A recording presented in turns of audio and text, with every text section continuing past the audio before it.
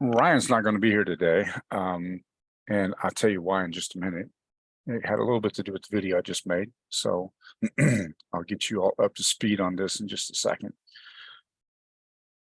I had promised before that I was going to have Olga on, and Olga can't make it. She was gone last week, and so she's still trying to catch up from last week, and that's cool. I'm going to, but she and Helga both will be on next week to share with us some solutions. They have a couple of new widgets that are coming out in Elfsight, and AI powered widgets that are coming out in Elfsight, having to do with Google and Facebook reviews. That's pretty cool. And I'll be sharing. They'll be sharing with you next week what the capabilities of those are. I have found that Elfsight becomes the perfect solution for just little nagging problems that people have occasionally. And so I think it's pretty awesome to have both of them be able to join us. And I'll talk more about that later as we get toward the end. But I wanted to share with you this morning our agenda real quickly. Last week, I talked about this moving target. And the problem that we have today is that clients have questions, but they don't really even know what the question is. They know something needs to happen, but they're not really sure always what that is that needs to happen. And so they try to struggle with the, can you do this? And our answer should be yes. We'll figure out what we need to do next. And then sometimes that involves something like having an Olga or a Helga on and have them talk through what their product is able to do. I'm not a big fan of buying a product and then figuring out how to use it. Instead, I buy a product because it solves a problem, fixes a solution for a particular clientele. Now, let's talk about the hottest market for online services today. This is a pretty good list, and it's pretty interesting as you go through this list. So let's check this out for just a little bit, and let's talk about what we might be able to do and the kinds of things we might be able to provide. We have online retailers, brand ambassadors, online publishers, educators, renewable energy. This is a huge piece of the puzzle. I'll talk through these in just a second. Subscription services. This is brand new, but it's not a brand new concept, but this is getting to be a more popular concept with people. Started with Dollar Shave Club, and Dollar Shave Club disrupted the marketplace with something as simple as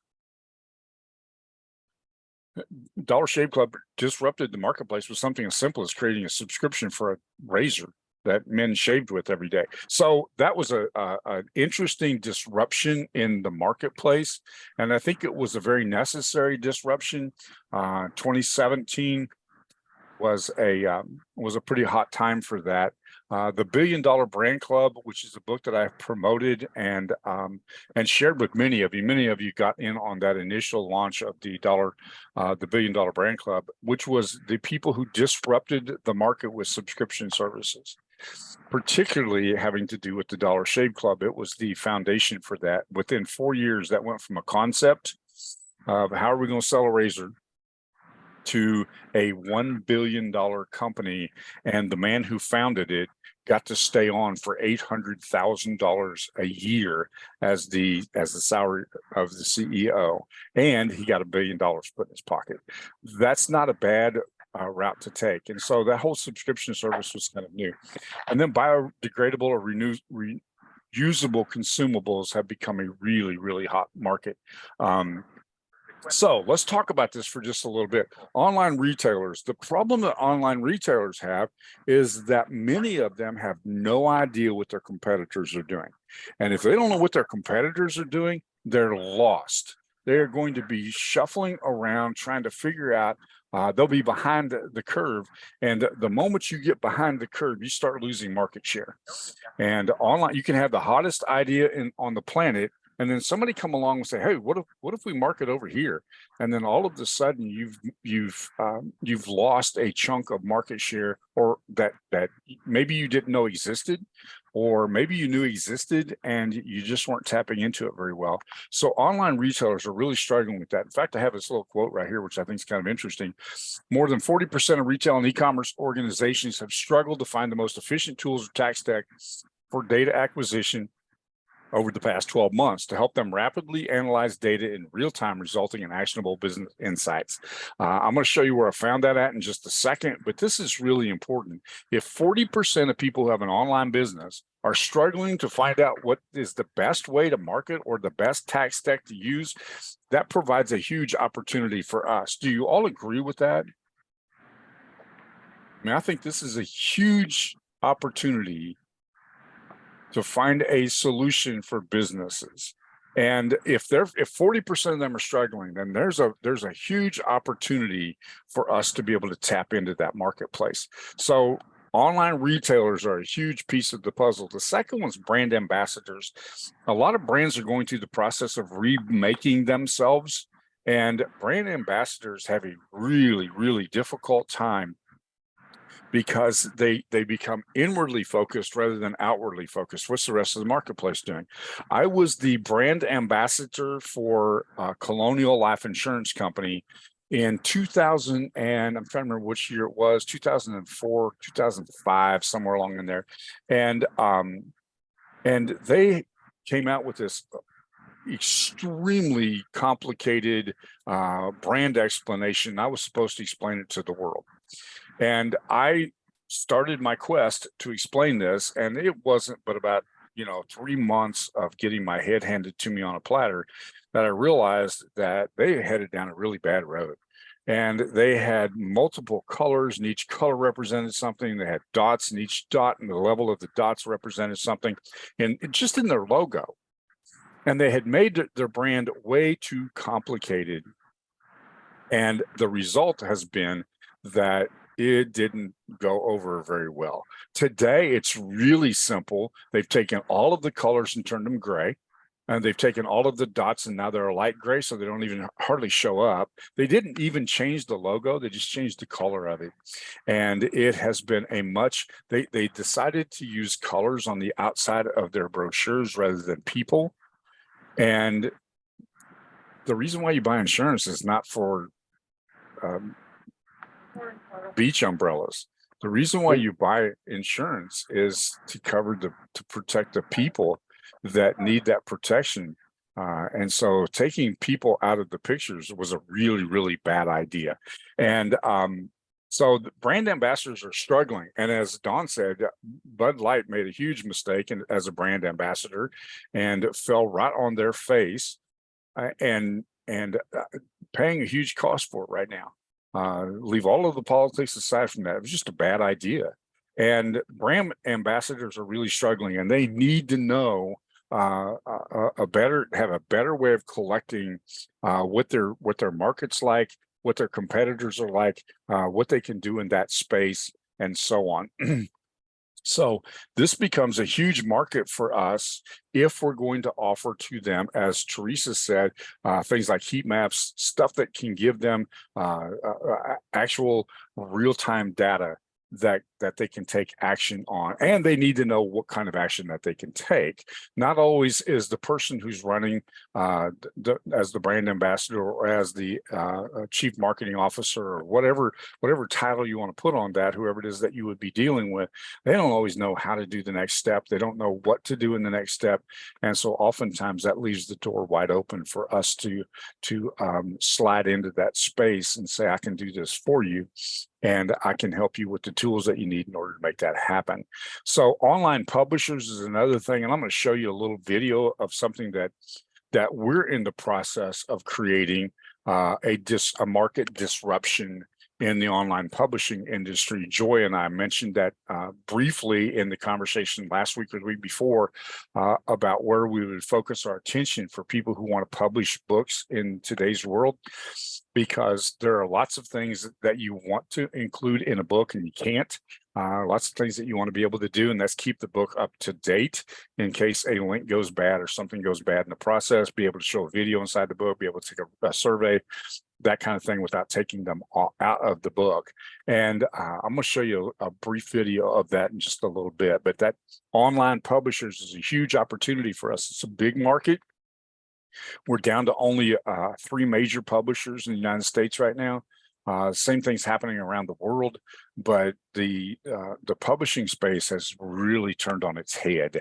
And no longer can you just throw a book up on Amazon and it become a bestseller, unless you're well known or unless you have a lot of opportunity, and you have some magic behind you.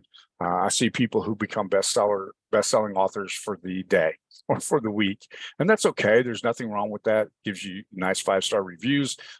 Pretty cool being able to put that in your bio. But the fact is that it doesn't give you long-term benefit, and I'll show you an example of that in just a minute. Okay. Educators. One of the things that came out of COVID was that we need to rethink the way that we conduct education. We've been used to people sitting in the classroom, staring at a teacher, getting content delivered to them, and then testing them on that. And that hasn't worked very well for a long time. I used to teach school, so I'm pretty familiar with that industry, pretty familiar with what goes on there. And I can tell you that that doesn't always accomplish the purpose. And so the online educators or educators need to start moving online and making it possible for people to be able to get I don't want to say the degree, but the education that they need in order for them to become successful. The degrees are going to have a minimal amount of impact, and the opportunity to demonstrate your skills is going to have greater impact. And I think that's something that we need to provides an opportunity for us. Renewable energy. I think this is really interesting. I'm not talking about electric cars. I'm just talking about renewable energy. I mean, we're in my house is solar powered, and my house is solar powered. I have a greenhouse that's solar powered. We have other things in the yard and everywhere else that are solar powered. Renewable energy is going to become vastly important in today's world. If the power goes out, we don't have anything to worry about. Our yard is completely lit by solar power. And so it provides a sense of security and peace. Our monthly electric bill, regardless of which time of the year it is somewhere in the neighborhood of $12. And so this renewable energy is a huge opportunity, and it's a huge opportunity to educate the public and be able to provide that online retailer. These things always go together, okay? Your online retailer and renewable energy are things that can get combined. Does that make sense to you?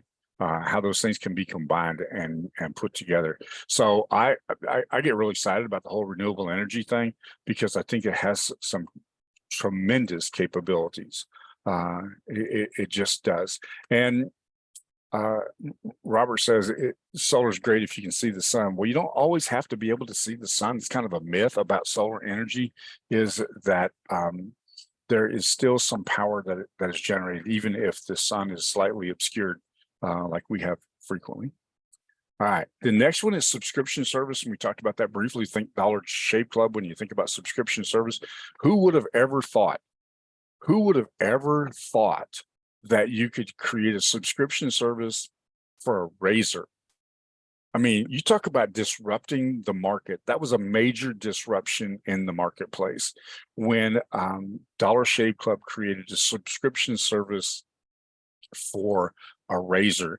And a lot of people have picked up on that. And the picking up on it was huge. And I'll explain to you what I mean by that. One of the cool things that Dollar Shave Club did was they included I don't want to say it was a joke, but it was just something that was funny in every box.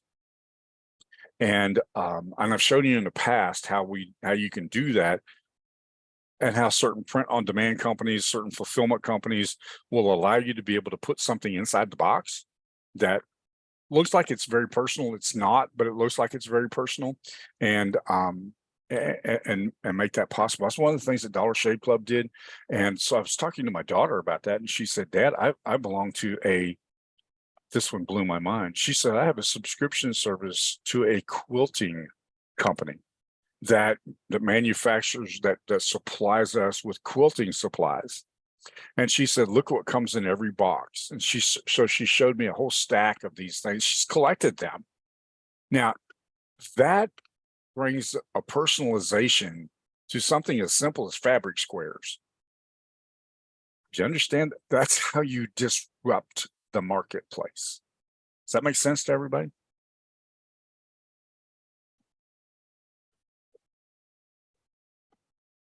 And this is a key, huge key, is making those pieces of the puzzle together. When my daughter showed me her collection, and then my other daughter said, "Well, that's nothing, Dad. Let me show you my collection here," to the to Dollar Shave Club, and she had a collection of all of their jokes. The quilting company had a collection of all of their tips, and they were kind of humorously displayed. The disruption in the marketplace is the key. You do something that separates you from everybody else. And I just think that if you don't have the Dollar Shave Club, you need to get your hands on it. I used to have a stack of them. I don't have them anymore. Otherwise, I would send them to you. But that is not the Dollar Shave Club, but the $1 Billion Brand Club. That is an amazing book. I mean, it is an amazing book about how disruptors change the marketplace. And it covers everything from bras, eyeglasses, hearing aids, mattresses, and then obviously the Dollar Shave Club. It was just fascinating to me to see what was being done in that space and how it was being disrupted. And by the way, the thing that was so valuable that I just forgot the name of the Swedish company that bought Dollar Shave Club. The thing that was so valuable to them was they want to know how it was done. This guy's created a magic marketing list.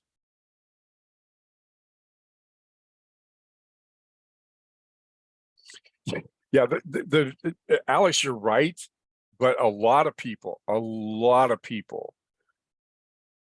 increase their subscriptions to things like food and other renewable resources. Yeah, the Dollar Shave Club's kind of come and gone because of the fact that a lot of people now look like our good friend Dawn, who has the most amazing beard I've ever seen. But that's pretty cool.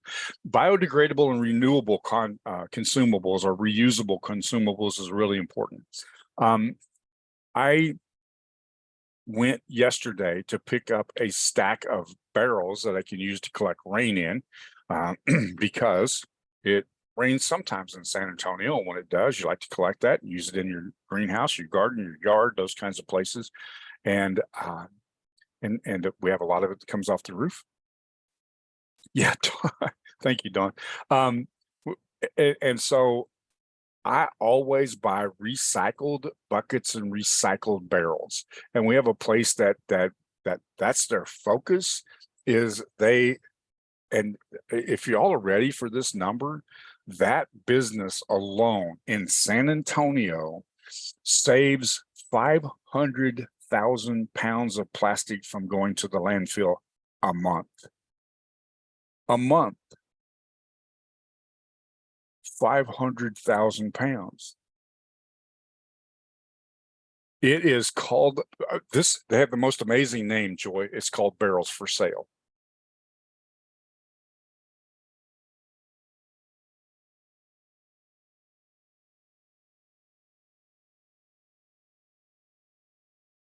And if you come, bring your husband, and I'll meet you someplace, and Lori and I will have lunch with you or something, because I just think it's an amazing place. I asked permission yesterday if I could come out and interview them and talk to them about what they're doing that allows them to do that, because it's something as simple as a $2 bucket and or a $12 barrel, but they have created an amazing business. Oh, Joy, we really need to talk. We really need to talk. Been here for a year. Where have you been?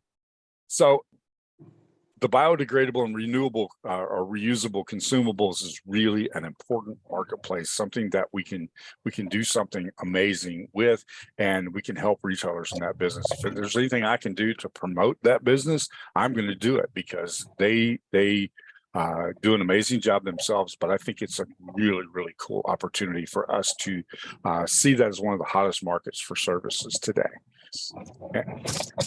And there are a lot of places that fit in that category. That just happens to be one of them. Okay. So remember this, more than 40% of retailers and e-com organizations struggle to find the most efficient tools.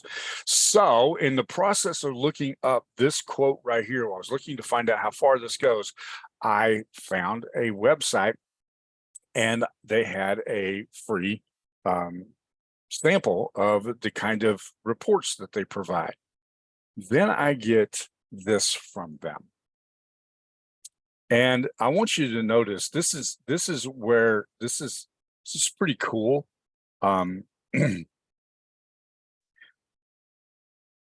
Tells me that this is a $1 trillion a year business. The e-com business just in the United States is $1 trillion business. You only need a fraction of a percent of that. The e-commerce share of total retail sales is only 14.7, but it's growing. And the fastest growing retail e-com category is food. Okay, now keep that in mind. Let's then work this backwards. Okay, we're going to work this formula backwards. Let's go back up here to our list. Obviously, I don't want to try to compete in this $1 trillion industry if I'm going to, it won't do me any good to approach fresh market. You understand what I'm talking about? It won't do me any good to approach fresh market. But who is in the food business that could hugely benefit from the goods and services that I have to offer? That is an online retailer that provides, that focuses here on these renewable and reusable consumables, and then that also falls in any of these other categories as well. And one of them, let me just throw this out at you. One of them is the consumer supported agriculture, the CASAs. The consumer supported agriculture, that is the guy who has a small truck garden in the vacant lot down the street, and he loads up his truck. I used to do this for a friend of mine. Loads up his truck with 60 bushel of roasting ears, takes them to the local sell them on a corner kind of thing. Well, that's changed a little bit. That whole industry's changed a little bit. So let's think about what could we do? How could we provide a service to this guy that would be helpful? Let's think about the solutions that we can provide. How can we provide a service to him that could be helpful? When my friend ran his truck garden down the street, when he would go to the corner and he would sell his roasting ears, that was a cash business, right? Everybody understand that? Do people have as much cash available to them all the time now? No, they don't. So because it's a cash business and people don't carry around cash, they need a solution. Well, one of the solutions, Larry's on with us right now, one of the solutions is to provide a phone credit processing service. And the way you do that, you do it through JotForm, and it's completely protected. Remember, we're talking about, we don't buy products and figure out what to do with them. We find a solution, and then we say, hey, I can help with this. And Larry was a part of that. He got to see that happen in real time. And that's, so you look for what's going to be a solution to that guy. Okay, now we use the phone. What if we text every single new or every single customer that we have, and we keep track of that? We know how to text them. Hey, well, today we have fresh strawberries. We didn't have fresh strawberries last week, but today we have fresh strawberries. Is that going to be helpful to them?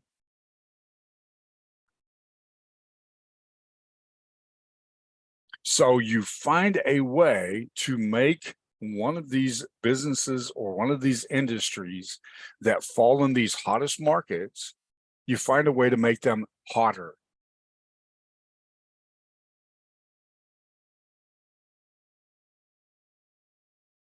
Make sense?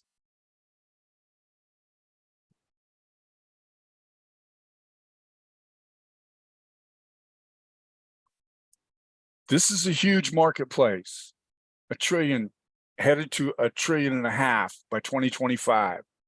That's a $500 billion increase over the next 2 years. That's huge. And it can't all be to Walmart. It can't all be to market, a fresh market. It's got to be to that local guy who doesn't have all the resources to be able to have a credit card processor and all of the stuff that he needs to have to do that. That's how you disrupt the marketplace. You provide them with the tools that they need in order to compete on a tiny scale in a huge market. So I had one slide that's missing here. This company that collected this data that I've screenshotted right here sent me an email and says, this is what we want you to do. We want you to write us back an email and tell us blah, blah, blah, blah, blah. And what kind of market are you looking for? Blah, blah, blah. That's ridiculous. That was ridiculous. What's the problem? They're making me think.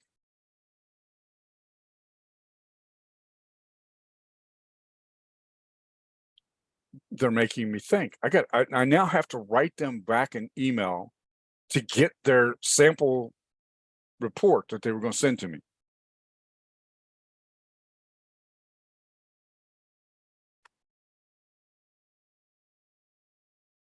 And I now have to think. So one of the things that one of the concepts, and if you don't have this book, you need it. And I think I have, let me make sure I've got this link to this book right here. I want you to have a copy of this. Okay. This is the link to the book called Don't Make Me Think by Steve Krug. He wrote that in 2002, 2003, somewhere along in there. And the premise behind the book was that we make it really complicated for people and we force them to do all the thinking. The email that I got back from this company right here asked me to write them back an email and answer the following questions. Could they not have just given me a quiz and automated that? Instead, I have to write it. Instead, they want me to do all the thinking for them. Does that make any sense at all to anybody? Why would I have to write them an email and explain to them what I was looking for so that he give me the right sample?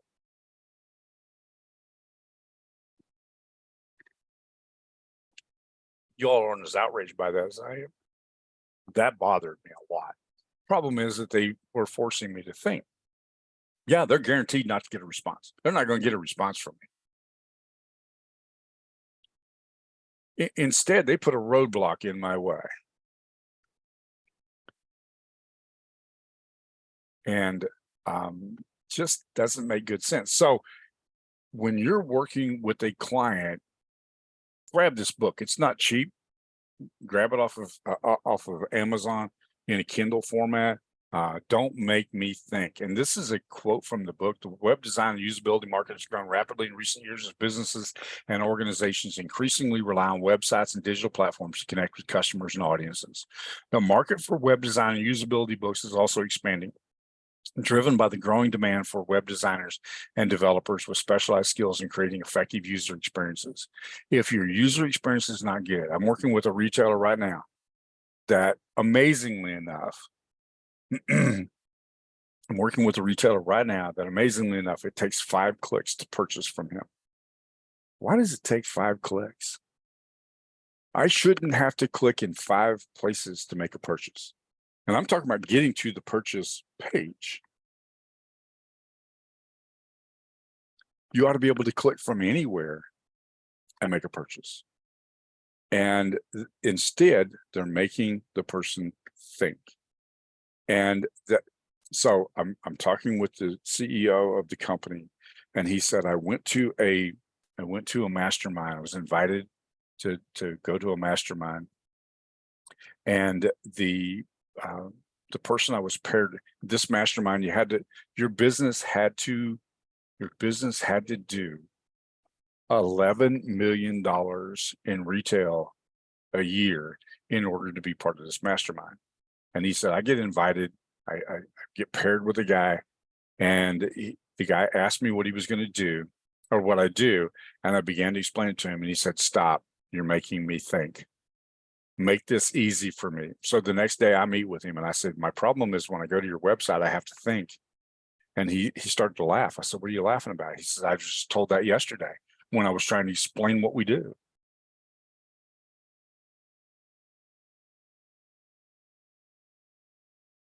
Understand what I'm saying? Can't make people think, make it ridiculously simple for them. Don had made the comment a while ago, KISS. I changed that comment just a little bit from keep it simple, stupid, to keep it stupidly simple. Because then I don't insult the other person. I want to make it stupidly simple. And this is a great way to do that. Don't make me think.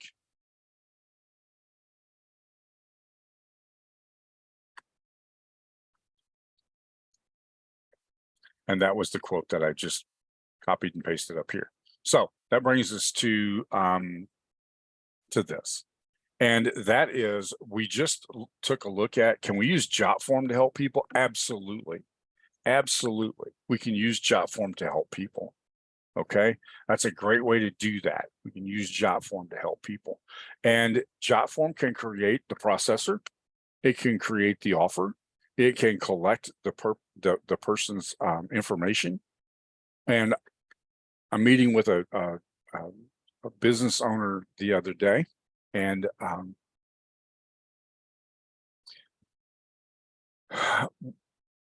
meeting. Don, don't let me forget. I want to respond to that in just a minute. I'm meeting with a business owner the other day, and in the process of meeting with this business owner, I said, we can create a simple little menu app for you that allows the person who makes a purchase to be able to look at their previous purchases and go, oh yeah, I forgot all about that. That's my favorite on your menu, and select it. And then it keeps track of them. And then you can ask them for their birthday, so you can do special offers to them. He says, we have a way to process their stuff online. I said, I'm not talking about processing. I'm not talking about a PayPal thing where you swipe somebody's business card. I'm talking about some place where you build a relationship with them. He goes, well, we can't do that. That's what I'm talking about. And so JotForm becomes that way of being able to create an app for somebody that makes life incredibly simple for them and allows them to be able to develop a relationship. When we broke down Chef Joe's several months ago, Chef Joe had this really nice looking menu, but it was hosted somewhere else. And they had no idea who had bought, how many times they'd bought, had no way for their customer to be able to repeat their order. And it was a problem. Okay.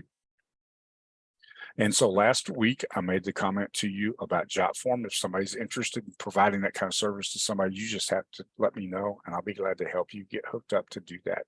Okay. Either with your own JotForm platform, or we have lots of space on ours. Okay. And we have pretty advanced features on that platform.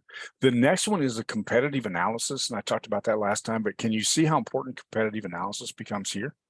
When you talk about more than 40% of retail and e-commerce organizations have struggled to find the most efficient tools for tech stack, then they've got a problem. And the competitive analysis is part of the solution to that. Don says, if you can't explain it to a 5-year-old, then you don't know it well enough. I totally agree with that. I used to have my KISS comment used to be, keep it Sydney simple. And the reason for that is because Sydney was my 5-year-old next door neighbor, and she was incredibly curious because she was 5. And I had to be able to explain things to her when she was 5 years old. And that forced me to keep things simple. My granddaughter, when she was 5, we're driving down the road, and she said, Papa, what is it that you do? Can you tell me what you do? And so I began to explain to her what it is that I do with businesses. We were on our way to drop something off at a business. And so I start to explain to her what it is. And she says, stop, I got it figured out. Okay, cool. I want to know what the 5-year-old's going to say. And this is what she said.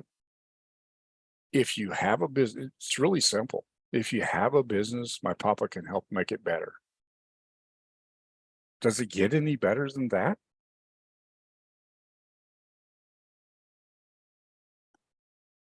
Does that require much of an explanation?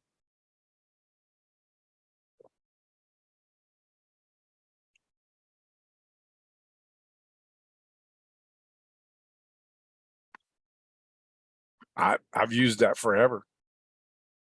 I've kept that in my quiver of things to bring up. So what do you do? Well, basically, my granddaughter said, if you have a business, my papa can make it better. Yeah, I can explain to you how I can do that, but it doesn't get much more simple than that. And starting in a simple place is always a good place to start, right? Now, the other thing is that I've mentioned this a couple of times. We have a WordPress server, and that WordPress server is going through a major upgrade right now, and we will have probably the fastest WordPress server available in the marketplace. And we have huge space on that because of what we're doing. And if somebody's struggling with their WordPress server or their back office, all you have to do is let me know. We'll be glad to help you with that. We've helped a number of clients find solutions to their WordPress issues by putting them onto our WordPress server. So this is what we have coming up, okay? What we have coming up is Olga and Helga are going to be here from Elfsight. That is extremely confusing when you have two people with a name that's that similar, and I've gotten them confused a few times, and they're very kind to me and let me know that I don't have a clue what I'm talking about when I'm talking to the wrong person. So I'm going to have them both on with me next week, and they're going to demo the new solutions in a live setting. We're actually literally going to take a business that I'm working with right now, and we're going to show how Elfsight became the solution to some of the issues in that business with the new upgrades to their platform. Okay, so that's going to happen. That's not supposed to be server upgrade. That's going to be, and I'm going to explain, I'm going to show you a video on that in just a second. Okay, so yeah, this is going to be be very helpful. From a simple widget standpoint, this can become huge. And I have several businesses that are taking advantage of one or the other of those 80 plus widgets that are available on that platform. And then we're just going to demo that in a live setting. I try to demo everything I talk about in a live setting. Do y'all understand that and think that that's going to be more helpful than just something that's theoretical?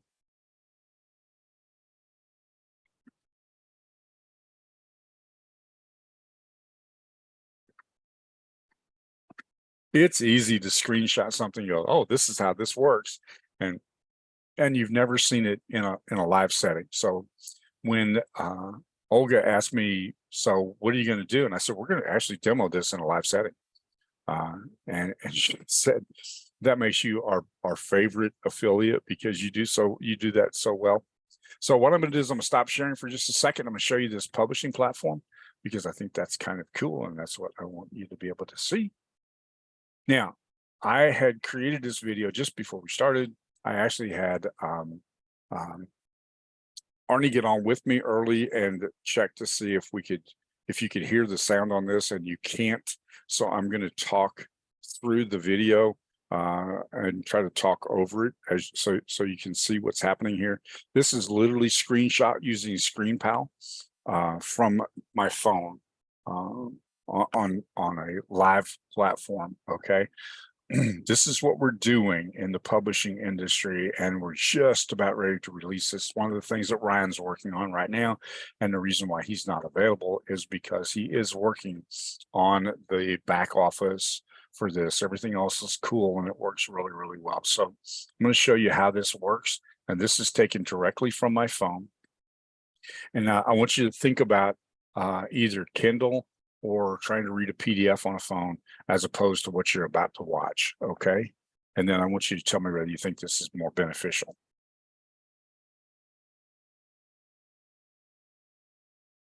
I'm going to shut the sound off so I can talk. But you get this menu at the beginning, and when you open up any of the menu capabilities, it delivers it like this. And I'm thumbing through this real quickly, but all we're doing is we're going down through each page on that menu. There happens to be on this one like 21 pages, and so you can see that have a slight blur in the middle of that.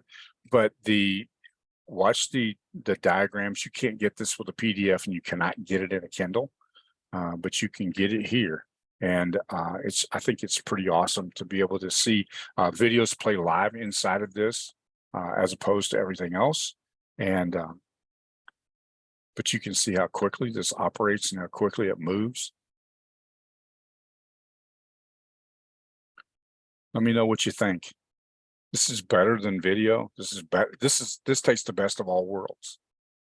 Okay. You can share it anywhere you want to, including embedded on your website. This is the old link, so it still shows Google Plus, still shows Tumblr, but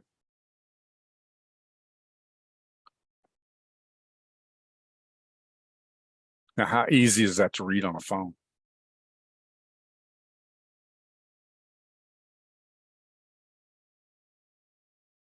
Now I'm gonna do something here in just a second, okay? All right, that's the end of the video. Now let's go back up here, and I'm going to share with you again the agenda that we were just on, and I want y'all to help me with something. When you look at this right here, can you see how online retailers could take advantage of that from an advertising standpoint? Let's just walk through this.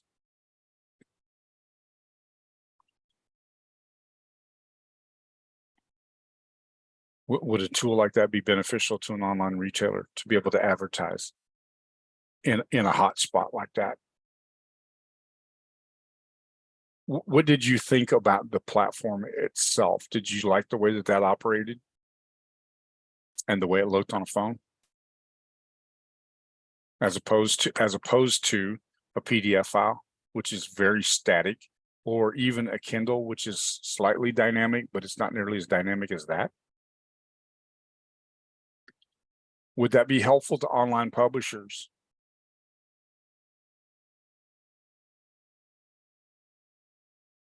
Can you imagine having a book that way? Oh yeah, you can pause. I created a video just while I was thumbing through this on my phone. Easy to read, easy to use, rather amazing. This is what I put everything that I could make and all of my time and effort into this for the last couple of years, trying to get this thing ready to kick off. But you can see how that would be beneficial to publishers. Would this be better than having a book on Kindle?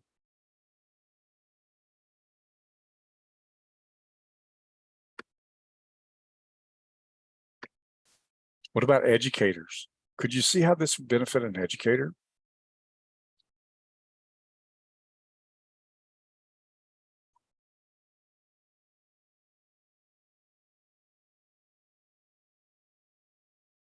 What about a subscription service? What if you took what if you took a subscription service like online courses and put that in a platform like that, and the person paid for access every month?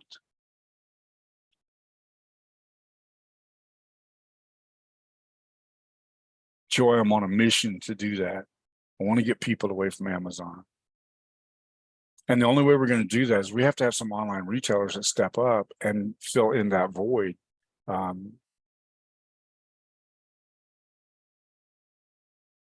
That allow people to be able to collect their email addresses and allow people to be able to reach out to the people who buy from them.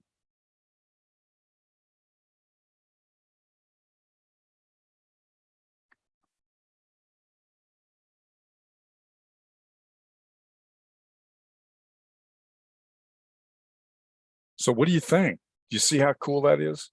I told you about that at the end of last year, that this was something that, and we're really getting close now. Got Ryan focusing his attention on the on making it as easy as possible. We're trying to apply to this principle right here. Don't make me think. And we go back to the whole process of don't make me think, and what do I have to do so that we make sure that the people who are on the platform, people who want to publish on the platform, don't have to think in order to do it. They just simply know where to fold in the content.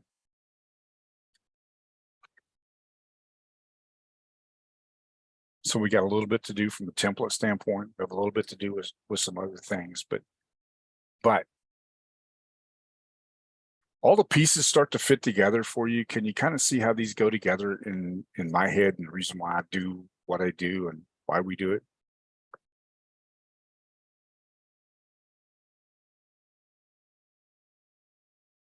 And I kind of want to share with you two things. One, I'm going to remember do y'all remember? Let me know if you remember the plumbing company that had the full page ad inside of the Yellow Pages and a full page ad on the back cover of the Yellow Pages. And they weren't doing anything. They weren't doing anything to know about their data acquisition. I'm going to step you through the process of what to do to reach out to a customer like that and how you can benefit them. Robert, there's no limit to the amount of content that you can publish.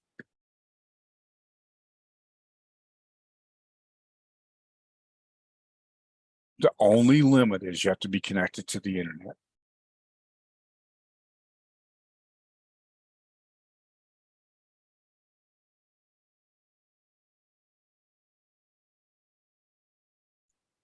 So in the coming weeks, I'm going to walk you through the process of what I'm going to do for Legends Plumbing, which was the name of that company that had the full page ad. And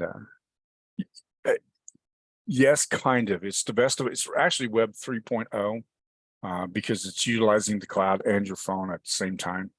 And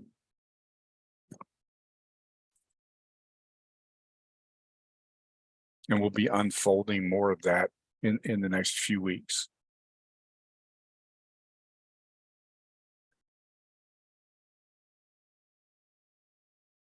As we check to make sure some of the other things that we want to talk about are also able to function in the way that we want them to.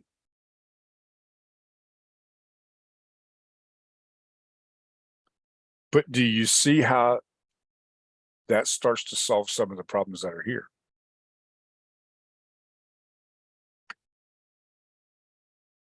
I didn't get any response from this hottest market for services today. What do you all think of that list, and do you understand how important that is?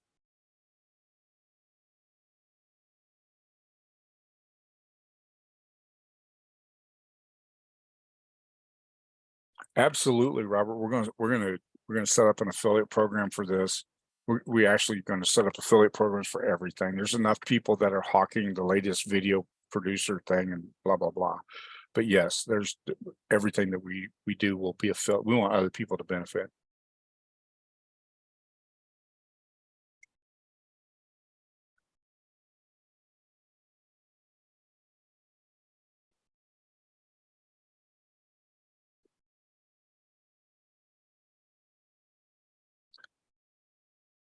Driven by these things right here are the reasons why many of the things that I do get folded into what we're doing. We've gone from how do we create, and I'm going to show you how we've now used Canva to accomplish some things. And we have Rose on board, and she's helping us from that standpoint. We still have the Magic series that's going to come out. It'll be out in the next week or two. I'll be sharing that with you as well. All right, any other questions before we go?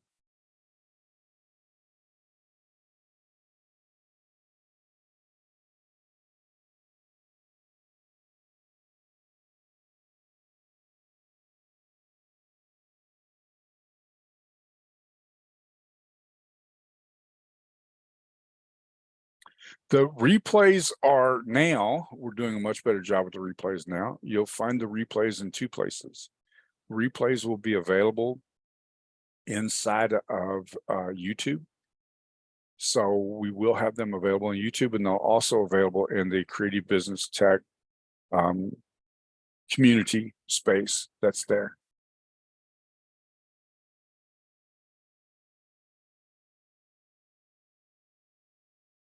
My health is great, Tony. Thanks for asking. I met with my cardiologist yesterday. He's happy. I'm happy. Life is good.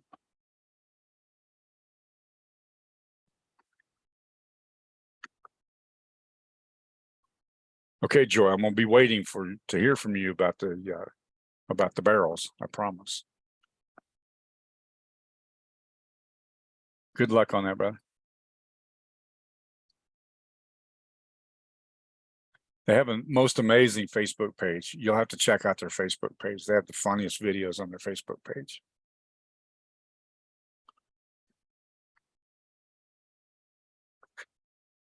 You binged them, actually. Yes, I did the same thing yesterday. I've actually been doing business with them for quite some time, but I checked Bing to see what was happening with them. All right, if there's nothing else, then we're going to wrap this session up. Thank you all for joining me. We'll be back here next Friday, but you should you'll see the actual Zoom recording, which has a copy of this meeting chat actually scrolls in that. Now, when we do it to YouTube, it doesn't do that. You just see the raw video there. All right, y'all have an amazing weekend. Take care of yourself, and I look forward to seeing you back here next week. Yes, my cardiologist has become my best friend, Dr. Mockway. He's pretty good. He's pretty good. All right, y'all have a great weekend. I'll talk to you next week.